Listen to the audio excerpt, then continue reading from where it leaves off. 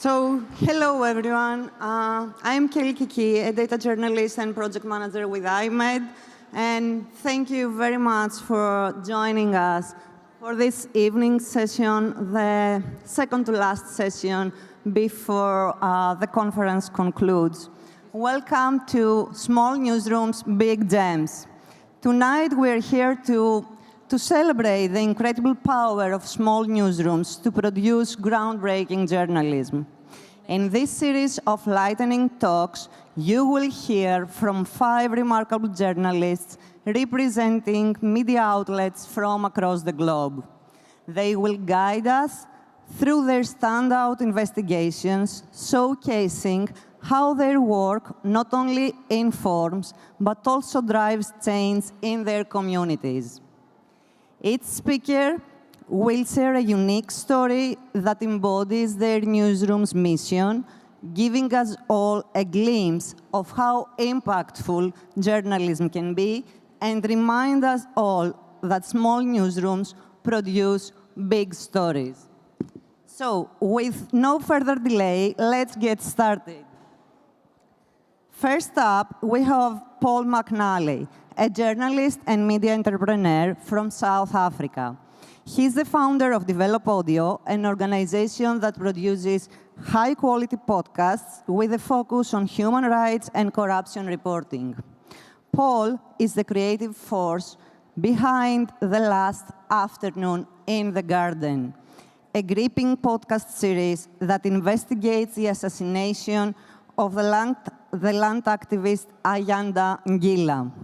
This powerful narrative is about an assassination, but also dives into the broader issues of land ownership and social justice.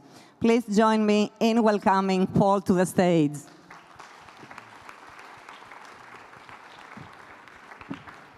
Hello, everyone. This is Ayanda Ngila. During a very rare, relaxed moment in Durban, South Africa. Shortly after this photo was taken, Ayanda was assassinated in broad daylight, surrounded by children and women. It was the 8th of March, 2022, and he was fitting a piece of pipe in order to bring fresh water to the people in a commune where he lived. Ayanda, while he was being shot, gave away the reason why he knew that his death was coming. He told the people around him in the commune, while he was being shot, he said, take out your phones, take photos, let people know the truth. This is because Ayanda was an activist. He worked for an organization called Abahlali Base Monjondolo. They're a reasonably large NGO in South Africa of over 100,000 members. And their mission is to make the poor people in South Africa have access to land. So this investigation for me started with an assassination. I've done assassination reporting before, most notably in a school where a high school teacher was assassinated, and it turned out that she had been killed by other teachers at that school who had ordered a hit in order to get her job. So when I started with the assassination of Ayanda, yes, it was an assassination, but also it led to a story about land and about the people in South Africa and how they are fighting for dignity, water, and their basic human rights. So also before Ayanda was killed, he was aggressively persecuted, including a false accusation and arrest around a murder.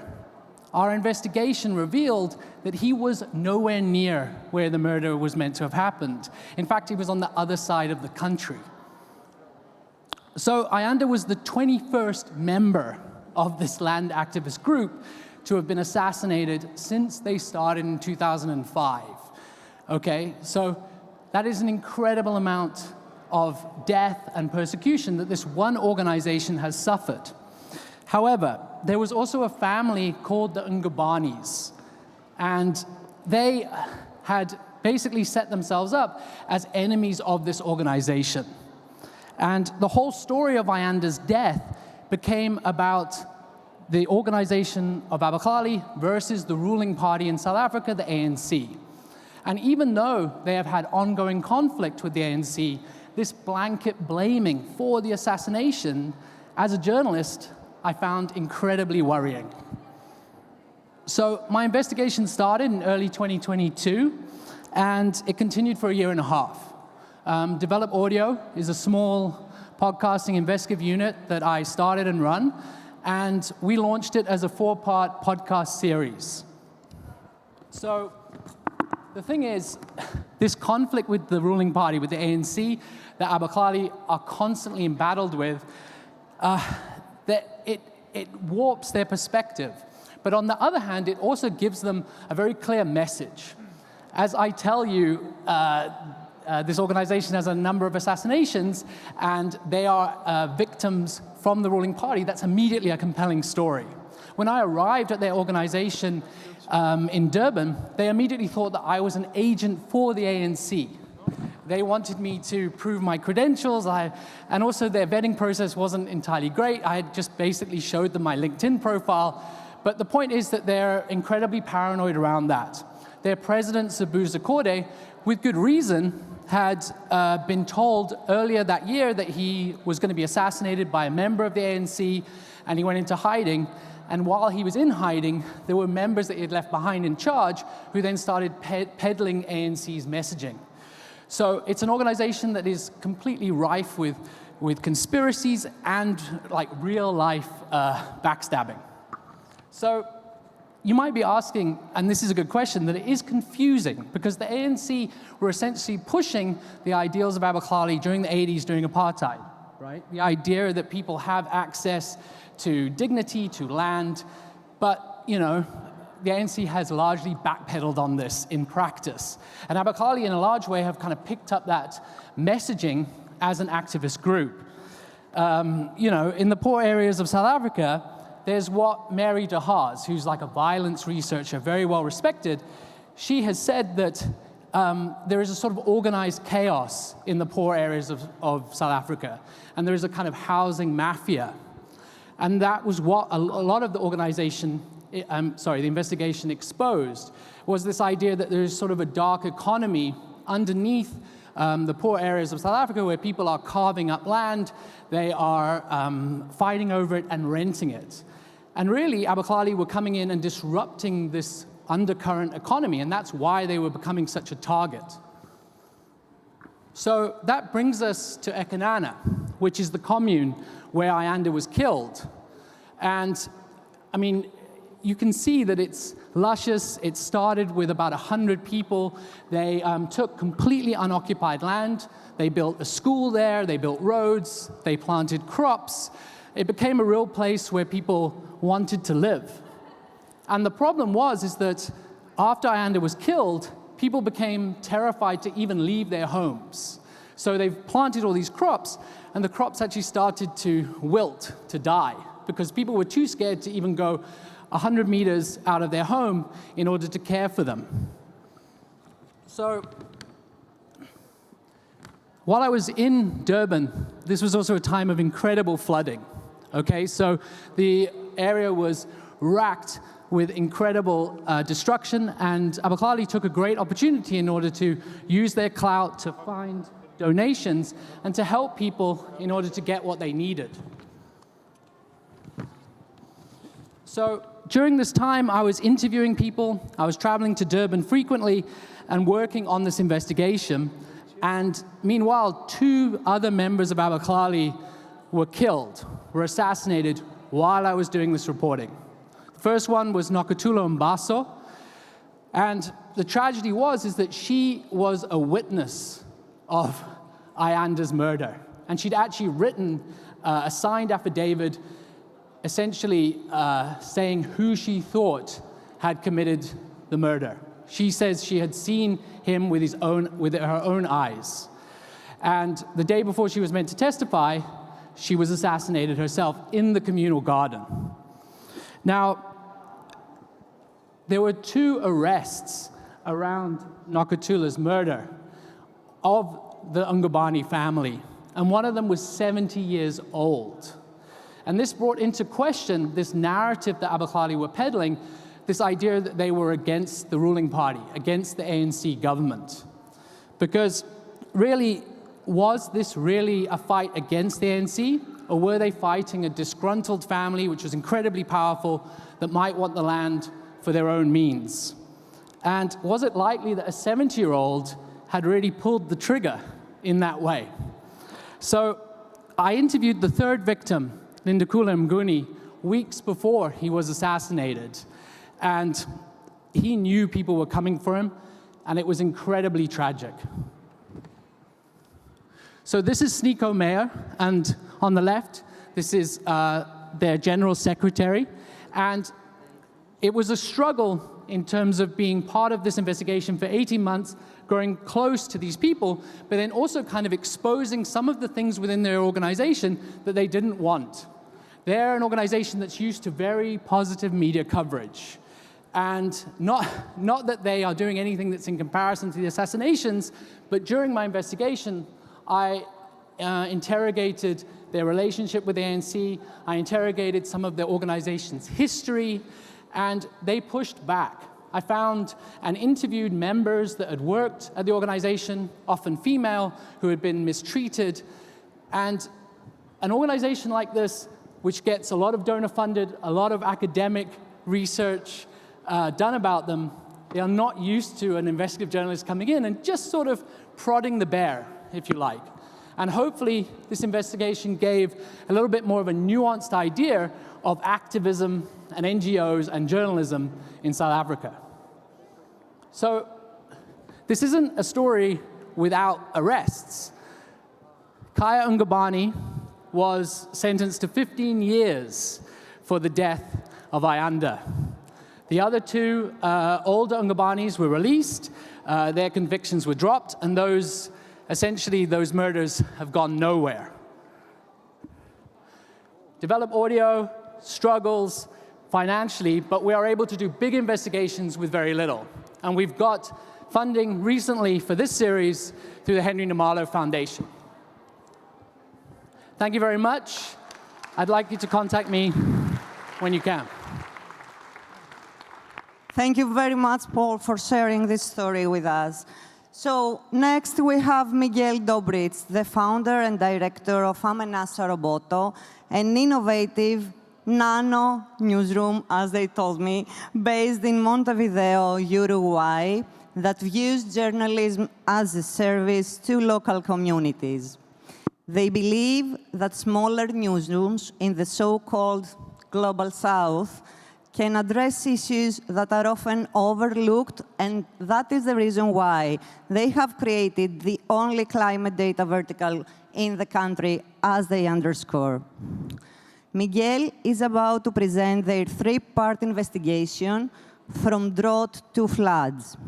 Building on the success of their previous award-winning project, The Submerged City, this new series highlights the impact of the climate crisis on the workers' lives in different parts of Uruguay's coast. Let's welcome Miguel to share his insights.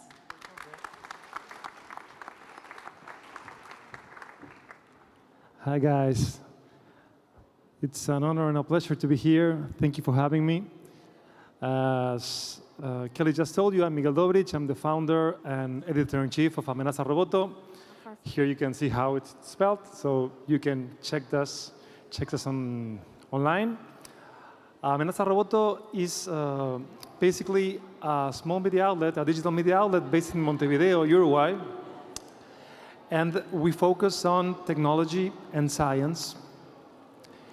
And the fun fact about Uruguay, our country, is that, well, it's a small country in Latin America, not a small country maybe for Europe, but as you may see in this red zone, 7 out of 10 people in Uruguay live in the coastal zone. If you go north, basically are sheep, cows, and then people in the north. So, considering that, having that in frame, with my colleague Gabriel Farias, who's over there, we decided to create the first and only climate and data vertical of Uruguay. So this was our first investigation, the submerged city, La Ciudad Sumergida en español. So what we did was we basically created a multidisciplinary team with geologists, data scientists, and we investigated using data from the Uruguayan government to basically understand how climate change and the floodline projections will affect critical infrastructure and the population of the capital city of Uruguay. One thing that it might be useful about our work is that, as I just said, we use open climate data, we share methodology, we share data sets, the data sets that we reuse and the data sets that we build.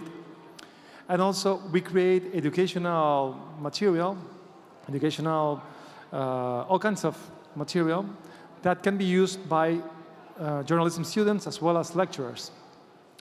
So thanks to the support of the Pulitzer Center, we were able to invest in the most ambitious investigation that we've ever did, which is called From Drought to Floods, de la sequía a la inundación in Spanish. So this story took us 6 months almost, and I must say that it almost killed me. Oh, thank you. So we basically work in these 3 points of Uruguay, Barra de Balizas, that's over there, Montevideo, and that's another fun fact of Uruguay, is that in Montevideo lives half of the population of the country, and Ciudad del Plata, which is a tiny country, but it's quite interesting what's happening over there. So in this series, we focused on how climate change and climate variability is impacting lives of workers in these 3 different points of Uruguay. So you may see the titles of each of the story, and in Quicksand, the first story that you just checked, we used satellite imagery basically to analyze how droughts were impacting the lives of fisher folks. On the next story, that was this story, Climate Change, Mobility and Inequality, we use Mapbox to visualize the data.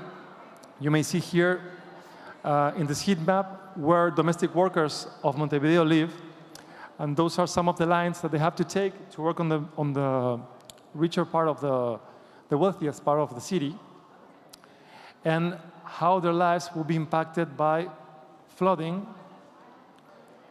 And on the third story, that's focused on Ciudad del Plata city, you may see how floodline projections affect the population. Each number is part of, it's some real numbers of the population based on the census of Uruguay, the last census, which was from 2011, and in a couple of months we'll have the results of the 2023 census.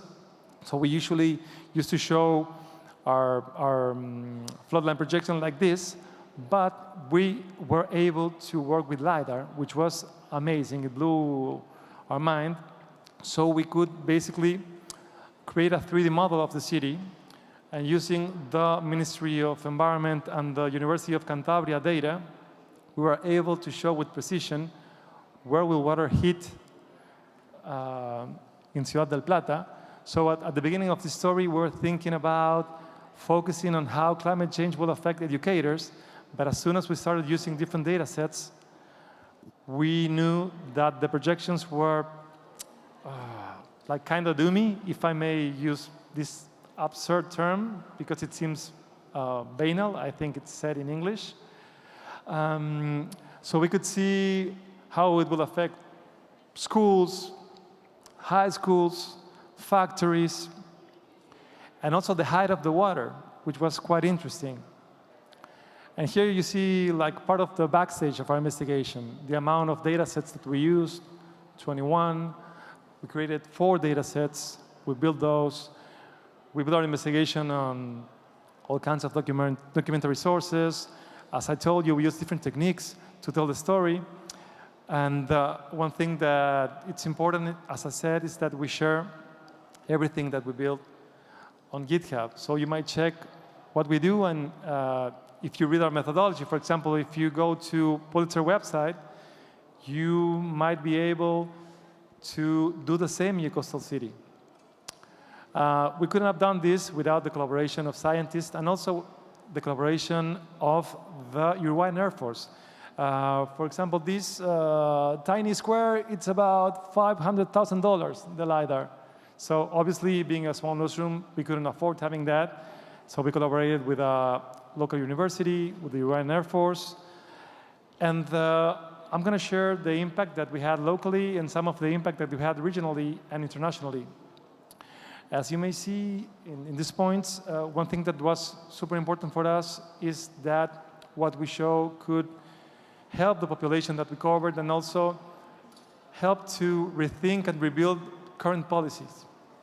So, for example, in Ciudad del Plata, thanks to our investigation, local authorities had to reevaluate the investment in infrastructure.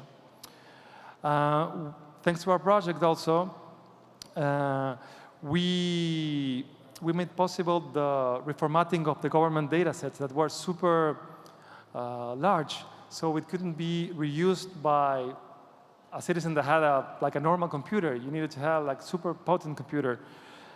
We had precise projection of the potential water levels in Ciudad del Plata also. And for the first time in the history of our country, the Intendencia de Montevideo, the Montevideo City Council, published the maps of flood-prone areas, to address the drainage system limitations, which is super useful for all of us who live in Montevideo City. And last but not least, Open Data Charter also updated their climate action data openness guide because they saw that it could be useful to reuse many of the data sets that we used on our investigation. Thanks to the work that we have done and that we continue doing, we could share what we've done with journalists from South Asia, from Thailand, from Malaysia, from Indonesia, from Japan. We, as you may see, been lucky to have the support of Pulitzer, not only as grantees last year, but also as the Impact Seed Fund that lets us share our step-by-step document that could be used by anyone all over the world, so they can recreate what we've done. And changing the data sets, you can do investigations or test hypotheses regarding climate change and floodline projections. Well, we've been generously awarded by different organizations, which has been amazing for us because we come from a tiny country, so we feel like we were astronauts. You know, it was super weird for us, and we're always open to share what we've learned with students. For example, our work has been case studied in the UK, the Philippines, Brazil, Uruguay also, and has been super useful for other media outlets in Uruguay, like local media outlets and also legacy media outlets, but also in Argentina. And in a couple of months, we will publish, we've already written this, a guide, so journalists have better tools to collaborate with scientists in their investigations. And I don't know what more can I tell you guys, but we can chat afterwards. So I'm really looking forward to know you. If we can be of any use, if we can help you, we'll gladly help you in any project that you're working with. So thank you very much for your time. It's been a joy spending this last couple of days here in Athens. Thank you. Thank you so much, Miguel, for sharing your story and talking challenges and collaborations. So our third speaker is Asra Mustafa, managing editor at The Examination, a one-year-old investigative non-profit remote newsroom focused on global health threats. Asra will present an eye-opening, award-winning investigation on how Indian lead battery recycling companies are among the top polluters in West Africa, poisoning local communities. The reporting involved original blood and soil testing, lawsuits and medical records, government inspections, and on-the-ground reporting in factories and neighborhoods. The investigation has resulted in a court ruling and action by the Republic of Congo to suspend operations at the main factory featured in the story, which not only underscores the urgent need for corporate accountability, but it has also led to real change. Please welcome Astra to the stage.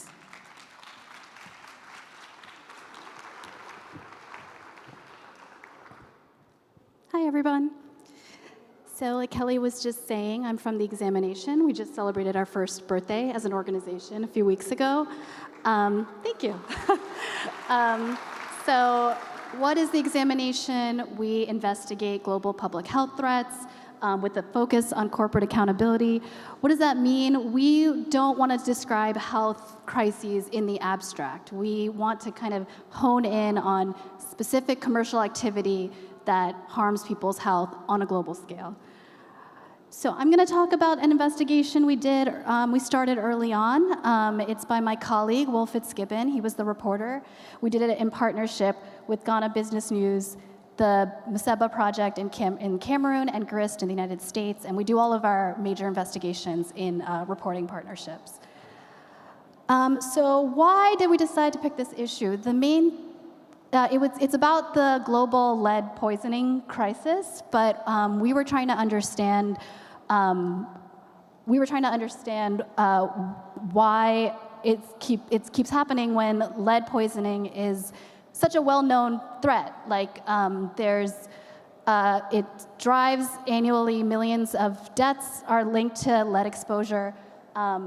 And everybody knows that it's specifically harmful for children. It can lead to intellectual disability and lifelong behavioral disorders if children are exposed to lead.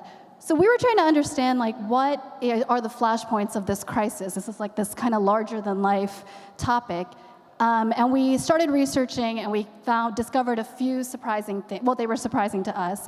One, that the biggest cause of lead poisoning is manufacturing lead batteries for cars. So every car will go through 4 lead batteries over the course of its life. So this is like a very prevalent product that anyone that drives a car every day is using every day, kind of without realizing it. We also discovered that lead batteries are actually one of the most recycled products in the world. Like, the reason why is because it's much cheaper and potentially cleaner to extract lead from an old car battery than it is to try to mine it from the ground, for example. Recycling is generally considered a good thing, but as we discovered, this is actually a very toxic industry. Why is that? Because lead recycling looks very different from country to country and region to region, depending on the local regulations.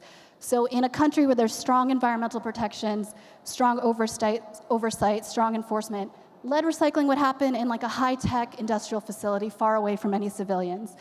But in countries like the countries we investigated, it's happening in open-air scrap yards, very close to civilians, by people that don't have protective equipment, and often being done by hand, which is really dangerous levels of exposure. So we discovered a number of Indian companies that used to operate in India, and as regulations tightened in India, they moved their operations to countries in Central Africa.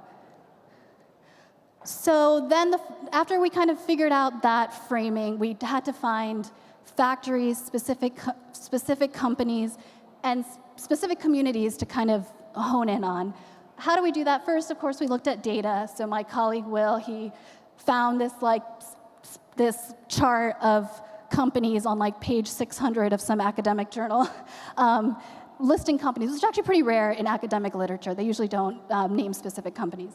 But the subject of our investigation actually didn't come from any official source or data set.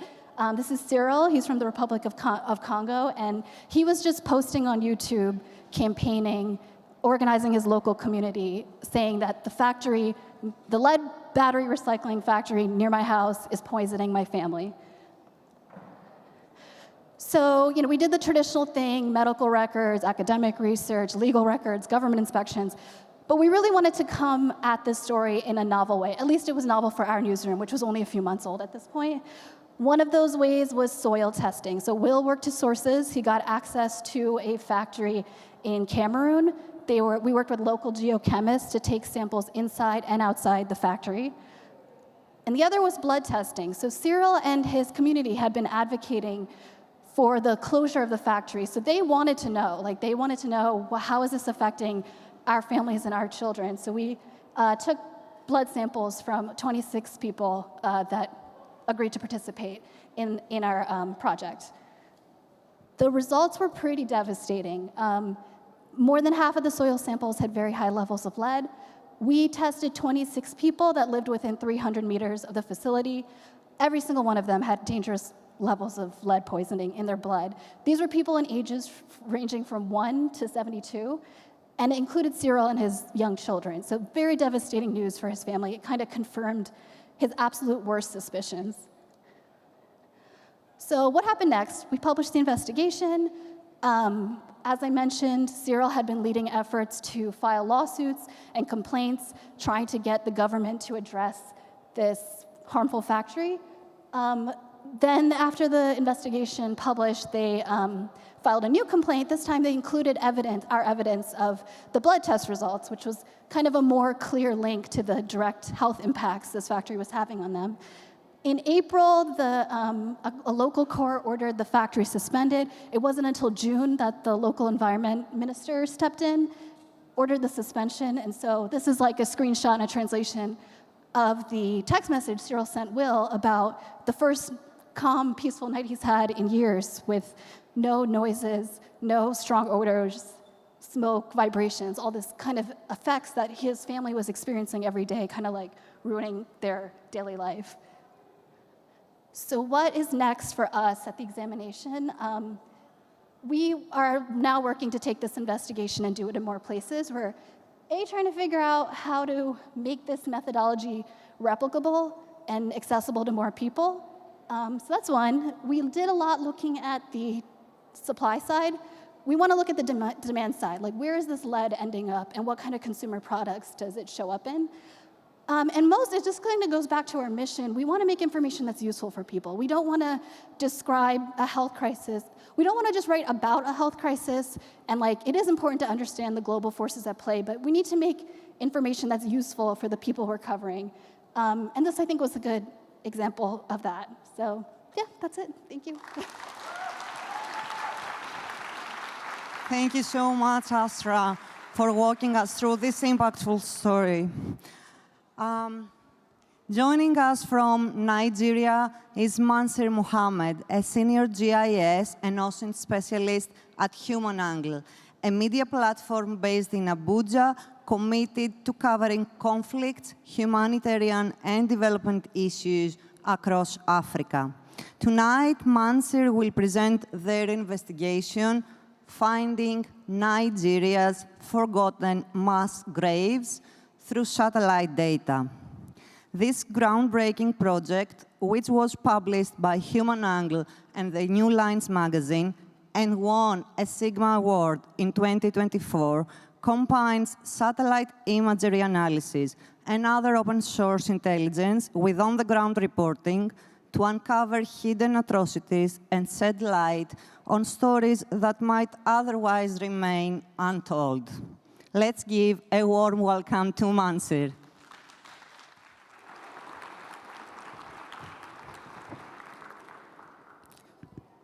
Thank you, Kelly. Good evening, everyone. My name is Mansur Mohammed. I'm here to present our award-winning investigation on finding Nigerian forgotten mass graves through satellite data. A report we wrote in collaboration with the US-based New Lines magazine.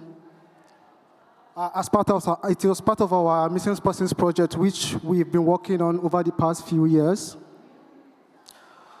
So there are over 25,000 people missing in Nigeria, and this is according to the International Committee for the Red Cross. And most of them vanished during the Boko Haram insurgency, which began over a decade ago. Now, when this insurgency began, nobody knew what to make of it. It was a novelty.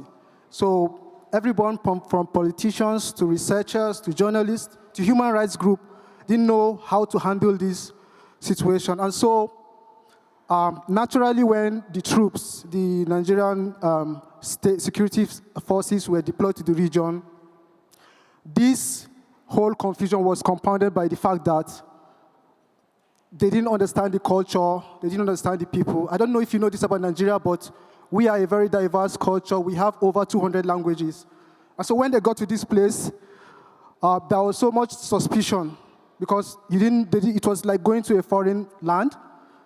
And so what they thought the best thing to do was to randomly arrest anybody and everyone they saw and they suspected. And then but that was not the worst thing they did. One of the worst things they did was when they arrested these people, they didn't give them any legal representation. They didn't even let them contact their families. So as a result, these people were technically missing. Their family didn't know where they were. Nobody knew where they were. And we kept on reporting on the missing person problem over the past decade, talking to the families of these victims and trying to understand where they went to. So about 10,000 of these people died in detention due to poor living conditions. And at some point, some of them were part of a daring prison break. And then the troops tracked them down and massacred them because nobody knew they were missing anyway, so who was going to miss them? And so they buried them in secret grave sites all over the state, especially in ungoverned areas where, like I said, researchers and human rights groups could not go verify. And so, hence the name of Forgotten Mass Graves. They were missing, and nobody knew how to find a solution to this. But last year, we got a break. My colleague, Kunle Adebajo, our investigations editor, he got access to some fixers. Some were complicit in these crimes. Of course, they spoke to us anonymously. Some were witnesses. They saw when the military took garbage trucks full of dead bodies on their way to go dump them in these secret grave sites. And some were families of these victims. And so we spoke to them, and they took us as close as possible to some of these things because a lot of these places were still unsafe to go. And we were able to get some location-based intelligence. We even went as close as to some of these sites. And then for the parts where we could not reach, we tried to use open source intelligence to fill in the gap. Like here, we had intel about bodies being dumped in, behind a cemetery, a hospital morgue wall, because the morgue got filled up at some point. They kept on bringing dead bodies of their victims, and it got filled up, nowhere to put them. And so we had records of the dead that were brought in by the army and the security forces, and then we were able to separate them from the ones that died from other causes. We marked them in this site. And for the most elusive part, especially those places in ungoverned areas, we use multiple satellite data from Google Maps. We've requested some data from commercial satellite vendors. Some were unavailable because they had not started recording the place at the time. And we also used the Sentinel data mission, which I'm actually very proud of because we did innovative stuff. We used hundreds of these images. We tried to mark these areas where our fixers told us to. We corroborated it. We continued to make reference to it. We brought them in to verify repeatedly over months. And we marked these places that, in hopes that someday, if the government is able to reclaim this land from these terrorist places, we know the first places to go start digging and hopefully find justice for the victims of this violence. So, well, in terms of impacts, when we submitted our reports to the authorities at first, of course, we got threats. That was natural. And then, secondly, after a while, some of those people who were still in detention facilities, for the first time, they got access to phone calls. They were able to contact their families to know that where they were. And so the report won the Sigma Award this year, and it was a finalist for the Livingston Award, which is a great honor because we wrote it with the Newsrooms magazine, a US-based company. But before all this, it was instrumental in earning me the Journalist of the Year for Human Angle, a great honor. But a great honor because last year we did a lot of great reports, which earned this. But I thought what made me end this was because of the way I had adhered to some of the principles that our newsroom stood for, which is the niche, the innovation, and always making reference to the human angle aspect. So now I would like to round up with a little story about the founding of Human Angle. So Human Angle was founded by my boss, Ahmed Salkida, our CEO, because of the harassment he faced from security forces for his coverage of this terrorist group. So like I said earlier, when this group began to operate, nobody knew what to make of them. And so naturally, the government thought that the best thing to do was to round up the journalists who had knowledge about this group and try to force them to give up their sources. And so he was declared wanted. And at some point, the different security forces tried to force over who to have him in custody. But they had to let him go eventually because, well, he did nothing wrong but tried to protect the confidentiality of his sources. And we know what they would do to those people who gave us intel. We know what they did to those who they suspected randomly anyway. So he thought that what he took from this incident was that there was so much ignorance in the conflict landscape of Nigeria, and so there was a need to have a newsroom dedicated on reporting on this group. That if we knew them, if we understood what they stood for, if we would understand how to react whenever they did anything, and everyone from these politicians to security to journalists to human rights group, we know how to respond if we kept on following them, reporting on these people. And so he established Human Angle to cover that niche that was missing in our media landscape. But he took it a step further. He also tried to make sure that we use innovative tools and technology. This is why I was hired in the first place. When I came to Human Angle, it was barely a month old, and I had no experience as a journalist. I was a geographer. I am a geographer. But he wanted us to have this location-based context to our reporting, and so that's why I was hired in the first place. And we tried to develop our own newsroom strategy to use geographic information system, open source intelligence, and always make research to make sure we keep in trend and also find the truth about this conflict landscape that we found ourselves in, understand these groups that have come to change our lives, that have been affecting us in more ways than one. And so that is the story of Human Angle. I invite you all to engage me in further discussion. I'm proud of the work we did. We did a lot of innovative work, some of which I didn't think was possible, but we soldier on, and we got a lot of innovative outputs out of it. So please engage me. Our tools, our methodology, our approaches are as open source as my role at Human Angle. So I look forward to having further discussions with you. Thank you so much. Thank you so much, Mansur, for bringing up this important story in your sophisticated way to discover this. So, our final speaker is Sarah Conway, Senior Reporter and Special Projects Manager at City Bureau, a non-profit journalism lab in Chicago, USA, that is reimagining local media. Sarah will share Missing in Chicago, a 2-year investigation and 7-part series created in collaboration with the Invisible Institute, which won the Pulitzer Prize in Local Reporting in 2024. This incredible work, based on an analysis of 30,000 complaint files and an examination of 1 million public records, exposes systemic patterns of mismanagement in how Chicago police handle missing person cases, particularly those involving Black women and girls. It has not only illuminated a deeply troubling issue, but also pushed for changes. Please join me in welcoming Sarah to the stage.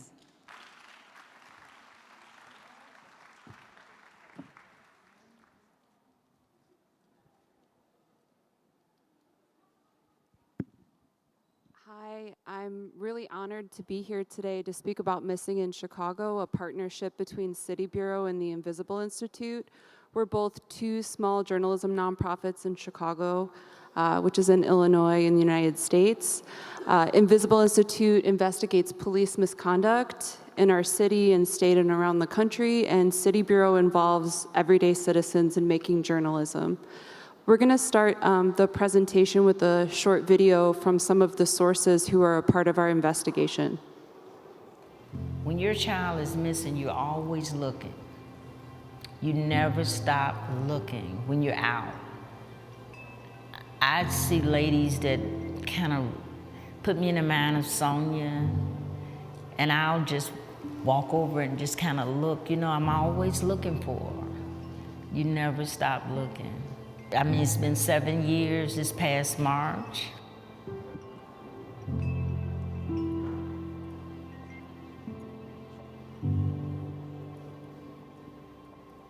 We sent letters to Rahm Emanuel. We sent letters to the police chief and different politicians. I believe we even sent one to the governor to try to get things. I just knew that they were going to find her.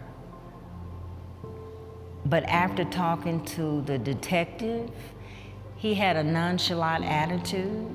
It would be nice if sometimes the police would pick up the phone and call and say something. We don't have any news, but we're just calling to see, you know, how the family is doing. It's difficult that you got all this on your mind and you got to still put that aside and do what you got to do, go to work.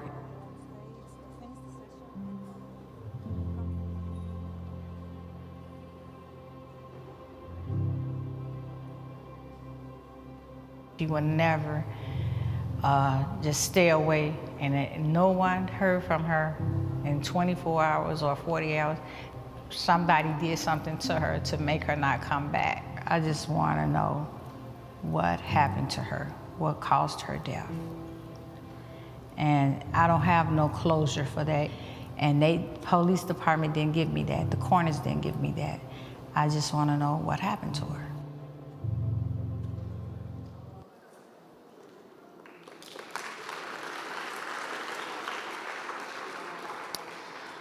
We started our investigation in 2021.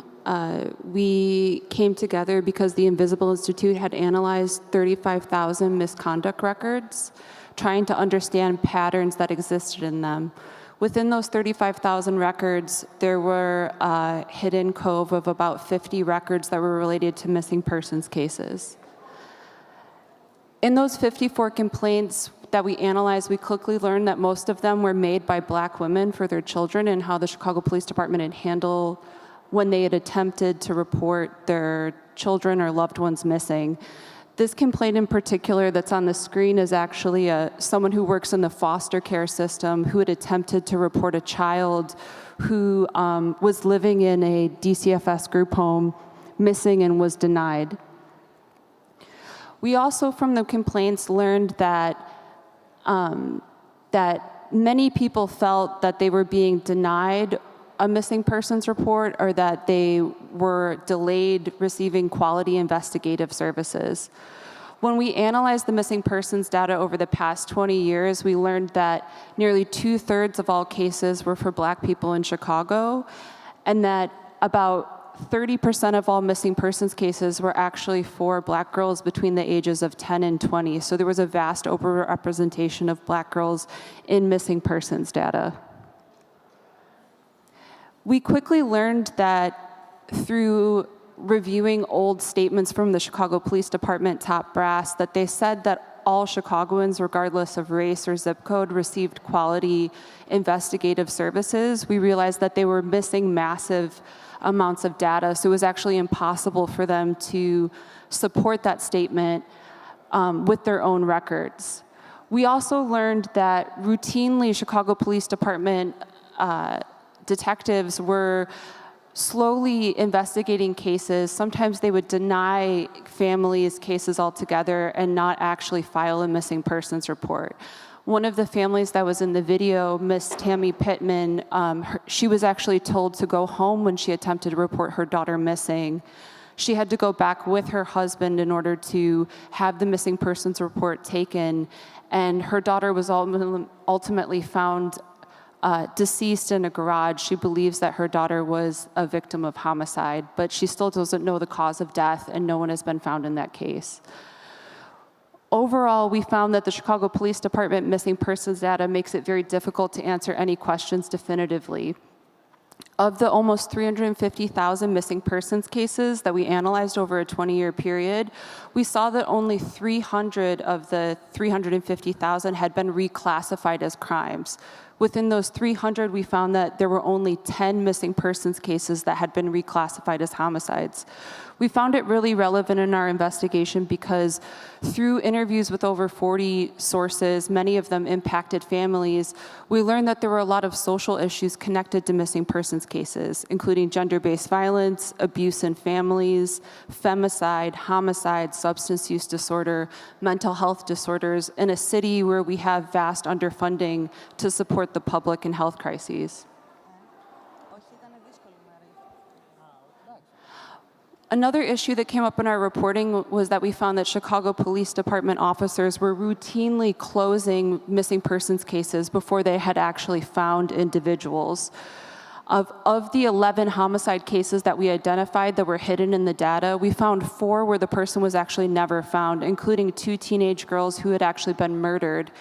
When we analyzed those documents, we found that Chicago Police Department detectives had claimed that they had actually found these girls before that they had returned home when in fact they had already been victims of homicide. One of those individuals was Desiree Robinson, who was a 16-year-old who had gone missing in November. Around Christmas, a detective wrote an underlying document that she was found safe and not the victim of a crime. However, a day later, she was murdered by an individual who had paid her for sex while she was being sex trafficked outside of Chicago.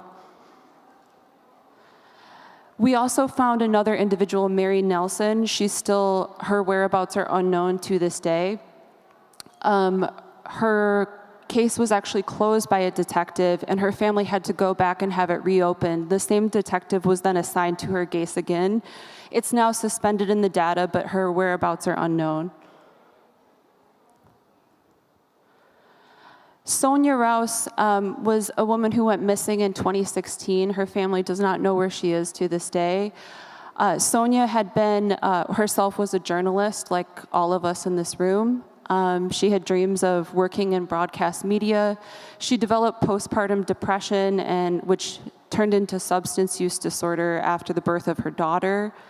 She ended up in a relationship where she was the victim of domestic violence. Her mother one day called and never got a phone call from her daughter. She ended up reporting her missing. We found when analyzing the case that the detective, like others, had not adequately investigated it. According to police documents, we found that the Illinois Department of Corrections, which was overseeing a work program where her former partner had been a part of, they offered to actually bring him into custody in order for him to be interviewed by the Chicago Police Department. The detective assigned to the case, who himself had allegations of domestic violence in his own home, never actually interviewed her partner. Her family to this day does not know what happened to Sonia Rouse, and she's never been found.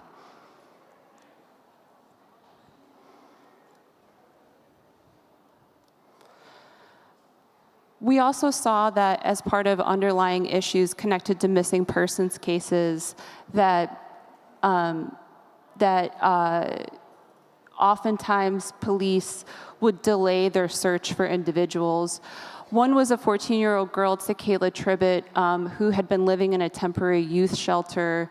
She had connected with an older man after leaving that shelter and had gone missing. She was later the victim of homicide. We found when we looked into her case that police had actually delayed their search for her for weeks despite her being a high-risk missing. As part of our reporting, we wanted to make sure that we didn't just do an investigation. We also created a Know Your Rights guide and a resource list for families. Part of our mission and our nonprofits is that we try to connect with the public, so we held a series of events where we brought together families who had experienced missingness as well as members of the public who cared, to both honor the lives of people who are in our stories and also to discuss and share more information on people's rights related to reporting loved ones missing in Chicago. Thank you. Thank you so much, Sarah. Thank you for sharing this groundbreaking combination of algorithmic reporting, and on-the-ground reporting. We owe a big thank you to all our distinguished speakers for traveling and sharing such powerful and inspiring investigations with us. We deeply appreciate your dedication and the incredible work you have done in your communities and beyond. A big thank you as well to our audience for being here and attending these presentations. I would like to encourage you all to take the opportunity and go find directly with our speakers. Let's connect and let the dialogue continue.